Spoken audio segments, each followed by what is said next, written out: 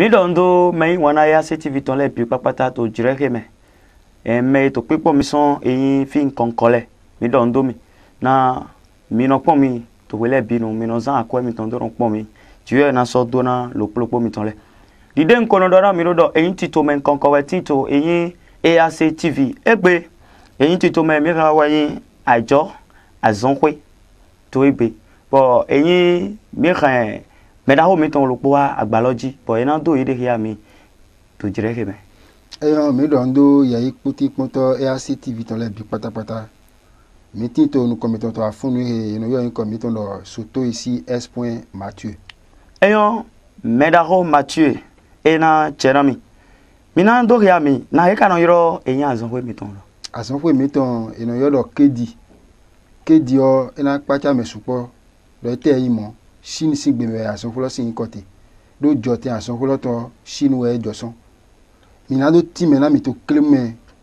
nu yu ma do dogbo we yo do kedi to Chine si gbeme eyan na chera mi mi modo eyin azon wi wa mi ton eseyin do lameni no ganjiji mina do he ami produit le tele mi ka do na we no wa azon do mina dona yin me wana mi ton le to cheju pe vire me azon po mi ton nugbo esi ayin do lamena no ganji gbeto tonji bo mi do produit supo memi pede wa to me bona do ho ton na ya ipo ti poto EAC TV ton le ni mi na do yinu kan produit de to aloche me ri e yo do golden 6 amasinde yo do golden 6 ri azon supo no wa to beto sin lame do kusin lame amasire ni ato amasire nu enu nettoyer hun meto me mais support auto jeto egbe man do ni mi to dudule wo to auto do mi bo mi no to tite do tan ipo ta fele pogo ni ado amasire to hoteme bo nu do kwa fun do pogo jai ohun to de kudu ene ena nettoyer to ku batu agbasa vive de no to jiwe awa son pere bo gogo mlan le fatigue générale we ni ato amasire zan enu dese fide so no si en do taun na yon lewe ndo yon de si fide vo emunu sogbe abi eja fide vo to mo gbe katile bien no yun ni to amase zan enu nettoyer to bo mais mon coton enu mo de me bon to ganji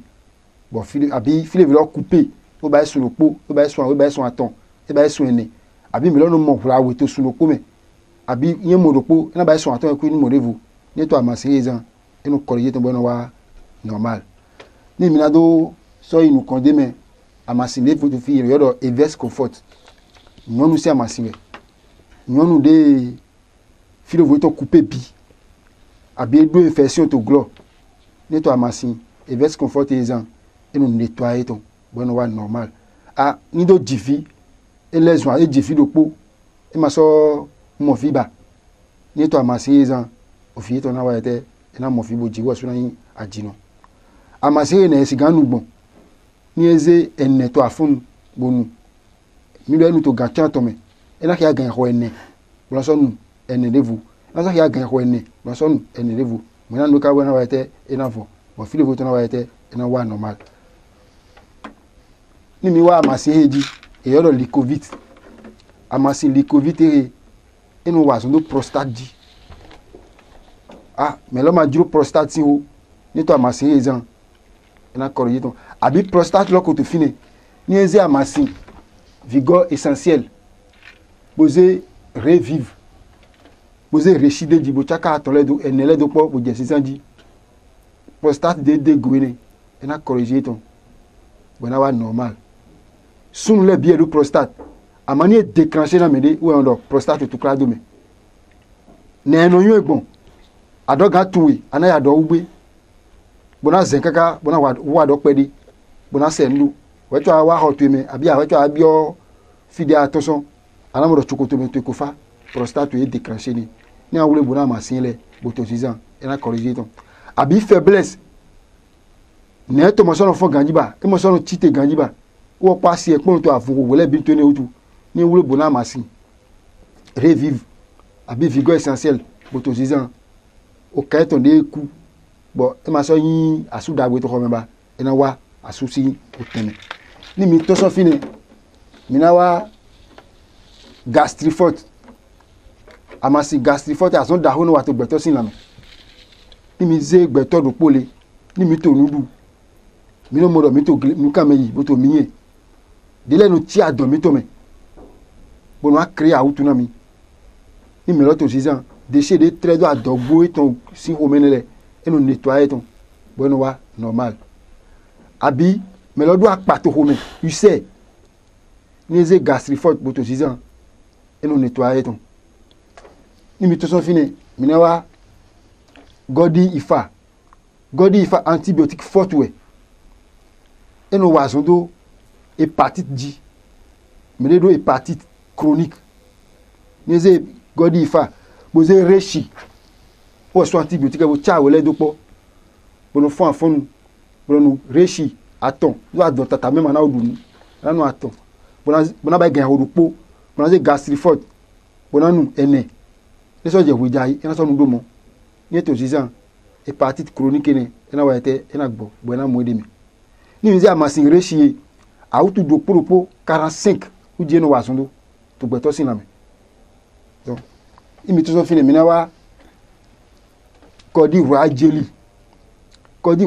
no wa sun do gbeto sin hunji appareil de no na hun grobu de no na hun to gbeto sin na me ni to kuku we no do hun we do me abi me lo sin hun epe abi hun lo e ma saganji abi agode tin graisse de soie na ohun ni do circuler ni to sizan kodi ro ajeli eno lisa no le bo me mo ko to na wa de ina wa normal ohun wedo ni to sizan eno corriger ton ni mi to so fini mi na wa constylis amasi constylis e azon daho no wa to gbeto sin la me hémorroïde interne abi externe ni to sizan eno nettoyer ton abi me saboju pagbasa ton gble ni to constylis dan eno to azon wa da gbasa yi pe wa gbasa ro ko wa ten to me ni mi to fini mi na wa jointis pile amasi eno wa sun do petele agomele pàtàkì yenyo na me no wa hu si anson abi iya mi tole do ele no ya uje alogome si anson awutu tam to lete utu ni yondo po jivi ni vilo na do hu ena wadu iya lo sin la me no ipole pote wezo yono ya do alogome si awutu me le no arodo office fi ni et office fi ze we alogo dun wa lalowe ma we ko ba ido mo egbe lotini ni me mo ko don ze jointize bronu dopo afonu dopo wejayi ena corriger ton abi me do hudu ohume no dui bo de ni be brick 2 midi eni ze le 2 midi hudu etin me vovo ni ohu kelewe ni eze jointize ena nu ene to afonu weme ene wejayi ene hudu eto na ba ete ena gbo ama we to me mo ko to na nu amasin edu na no du gbo ko na gwewe ememo ena khoi imi to so fini mi na wa eye beta imi pongo mi na modo e de ganu kundego bo gba paru pone enu wa so do lukunji lukun le no mo no free abi no dosi vlu ni to zizan o ye dedeji enu corriger to abi melodo aussi to lukunji ni eze reflex T ou yo hido ti nkoto e ji Lipton bueno baido sime sinzozome burunu ni eze bo cha ole dopo boze reshi deji enu corriger ton bon ko ton ena wa chiki chichi de no cho force ena jo chichi do ni mi to so fine mi na wa amasin eji ni mi pongo mi na mo do ede omudego kingawe yodo enu wa palu si azon na eno nu ogbon ni aze plaquette lo amudo 8 deji 8 lo ni anuto 8 egbe abi anuto 7 gande mi anute ananote gan lo me ayon gbe ton anu awe egbe ayon gbe ton anu awe to gan lo polo me kaka na 4 jours palu na wa ete ena khona wi ni mi to so fine mi na wa kodi actif eno wa so do pin asthme ni ato sizan eno corriger ton kodi actif enyona me no je tension e yaga e wadu ni to sizan eno corriger ton donc to amasi mi to pede de nzo ale me de ngando ho di to afoni woni eyon ena chena medaho Mathieu no enja cambio mi vok migbon de we amasi lo le doporo amasi de mi no khofa amasi le po ena chena we ogachi amasi mi to le fo igbo daho tin de me ni na inu kon de me gba u pharmacie le na di bla dokemi donc mina do ho do file po do amasi mi to le o e ma do effet secondaire e ma do acide e ma do nebu na créer do agbasa me ama ne mi ko du be ko les déchets do la mi to le me ni mi to amasi les an e nu de ese do ni mina do ho na mi de le o ni gbeto to nu du afon adunu gbeto ma do na jawutu ama nu de mi wa to du to egbele bi o lezun awutu gbe mi ko to dudu utu amasi le o enyo na gbeto de to nu du bo yi bo wi wa ni ato season enu nettoyer agbasa me to me ni mi se grandpa mi to togbo mi to le dai ye ma yan amasi le ye ma yan pharmacie de gbe me inu bi obro di ama bro kusu bro le ama mi le to egbe problem mi to mi ni pharma ni doctor we eni do yen vi eni do serum yen de to fi bo to ro ni mi na do ojo ho na mi de so nu di we aton we ene di endo mu aso we kaka je gbe to ni ma so ki yen vi do na je mi amasi le je ngun amasi ro po to fi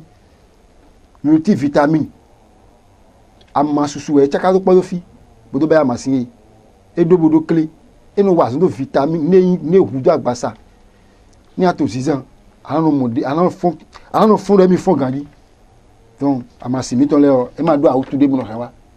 amanu de to awutu do mi le eno lizana yo eyon ena chena medaho Mathieu azon fero ena to nu ko yi to wele binu amen yen do minjuro na momi kai minjuro na yiromi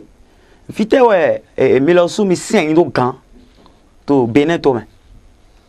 ni mi na do ho do fine mi to fi support to Benin okay do asofwe lo e ma yin do me ro poje na bayi me le bi he na bayi me to pipo mi to gan me ni ejuro do mi na bayi ni yiro ndo ni me ro tebo eyo mi de na bayi gbon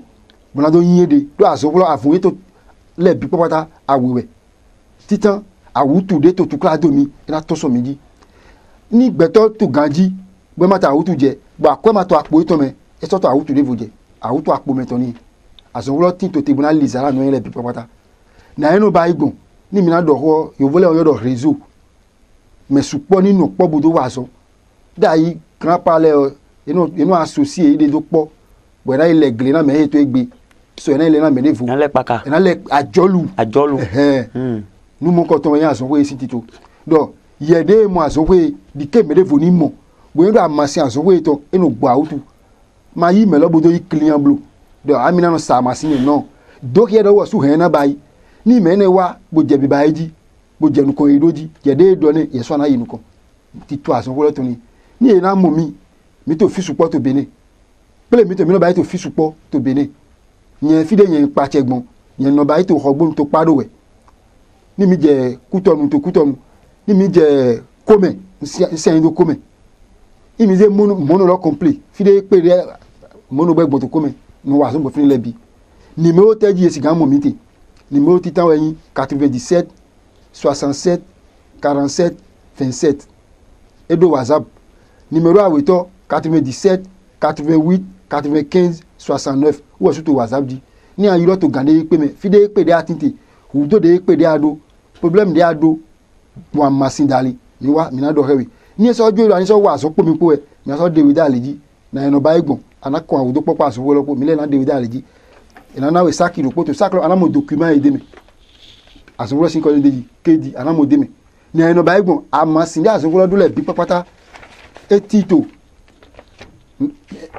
lo mete livre lo mete fi bo ni akun me ana mo amasin le bi papata ni mi se fidi ana mo sun po yon po to fi revive sun de man fo kamba amasin de naza ana mo fi aza mo papa podo yon asie to po vigor essentiel amasin de naza po le po de me ni eno zagbon eti de me ni ma amasewe mi le na so de wida di de ana ba igbon plando nu kon yi na go kon na we obumatin eyon medaho Mathieu no yan cambio mi din yen do melo ma do ni pepe pokado juro na do singa wa azon pa azon we lopo be singa bi ba si ni mina do ho jowo me ma do ni ta di asan folo te asan folo ma do besoin akono to do ti to asan folo to na ba gbon na vo awutupo bra so de o hepo ya popo ni mina do ho jowo na mi de yen de to nu komiton bo mi to pipo mi to jire me ma do ndi ya so mi ma siwe ma do diplôme et do tare ma siwe agba eno re mi wole do mo e va si mi do aso pipo me wa kon ro bobinage industriel bon yi diplôme bon on atelier o do apprenti o to aso wa me ma ndo aso de nto wi wa ma no mo ko de me no mo ko ta aso ti me ama nu de utu ndo to aso lo wa ma mo to claim gbele po yen sun si aso we si do ado amado wa na wa sun pa aso lo po gbo yen sun kan o do po aso lo po ama to egbe to pe to na ma wo do gba aso we dali keke de no kun la yi me supo yun mi to jera pe bi we atelier fi de wa sun te keke jira le o gbele bi bo eno pe de mi mo aso eno ko mi don de ma fine ama to egbe se ayi de hon yesu ndo moto titi bo no kun we donc ye me to pipo mi ma le pondo akweno le sinu eblu me ma do nde na na ba igbon ni awa mi na to poje po as mo aso ko ma do mi ni sa masina mi o me do wa sa masi ama de ye anugbo wa so na we anodo na me defo do amasi egbo emero ejinemi egbo tension emi abi awutu tori ano jebo me defo moto gowe na kan obi awutu na wa ba ni ana shara ni ko to fo do asonfolo ya me defo na zo mo ye so na wa ete ana yinuko donc to asonfolo me e ma ikwe asonfolo ma bezu ikwe ni atre mo catalogue tete da lo teme zena gbeto do ni hia na mo awutu de je ta masinde na ho ina do amasi intéressé mi ye gan ko amasi no to asonfolo si yan po aton mo ya po awode si o saint tomati bona wole marketing to anyo ho vivi ni meteton we asane ni asonfolo e bi o mi ni do ho na mi ni le na zo mo fi le meji donc e ma besoin quoi asonfolo ma besoin quoi eyan ena chenami o jire mi ton ko yi ma so do o jire susude mi na do bi ogbe me yun mi ton le to pipo mi to jire ke me mi na bi ogbe ye eyan asonfolo ma besoin tout kara ye me do juro bona ba yo ni ayiro numéro 97 67 47 27 mi na si ona we abi 97 88 95 69 mi na si ona we mi na de we dali to de pepe ni agba tinti to bene igbadi o fide to gbelo me bi asonfolo ko gbada ko bi obukina Niger ko gbon fi supo to ma wana go wana melebi eyan meyin wana